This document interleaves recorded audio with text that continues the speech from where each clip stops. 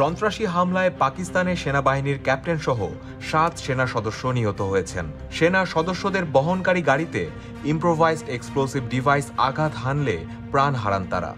সোমবার এক প্রতিবেদনে এই তথ্য জানিয়েছে সংবাদ মাধ্যম দ্য ডন।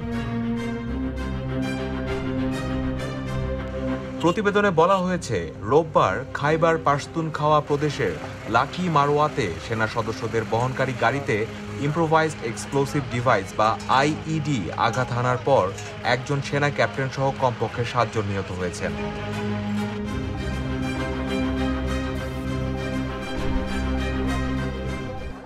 স্থানীয় কর্মকর্তারা জানিয়েছেন, সেনা সদস্যদের বহনকারী গাড়িটি কাচি কামার এলাকায় যাওয়ার পথে পাঞ্জাবের মিয়ানওয়ালি জেলার সীমান্তবর্তী এলাকা সুলতানখেল গ্রামের কাছে হামলার শিকার হয়।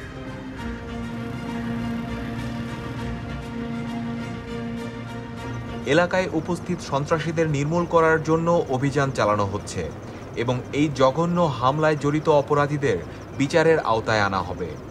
নিরাপত্তা বাহিনী সন্ত্রাসবাদের হুমকি নির্মূল এবং এই কাজে ত্যাগ স্বীকার করতে দৃঢ় প্রতিজ্ঞ। বিবৃতি অনুসারে পোস্টে উপস্থিত বেশ কয়েকজন পুলিশ কর্মকর্তা সাথে সাথে আক্রমণের জবাব দেন। একজন ঊর্ধ্বতন পুলিশ কর্মকর্তা বলেছেন, সহায়তাকারী এবং হামলাকারীদের শনাক্ত করতে পুলিশ তদন্ত শুরু করেছে।